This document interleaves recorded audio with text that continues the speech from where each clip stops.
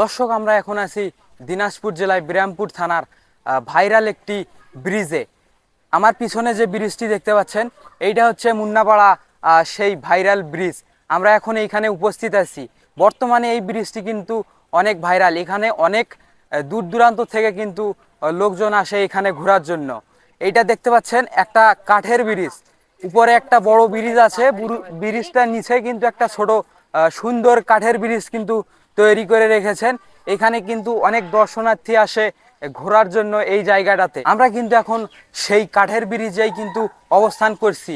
আমাদের পিছনে দেখতে পাচ্ছেন অনেক লোকজন কিন্তু এসেছে এই ব্রিজে ঘোরার জন্য। এইখানটা কিন্তু অনেক নিরিবিলি অঞ্চল যেটা আমরা বলে থাকি।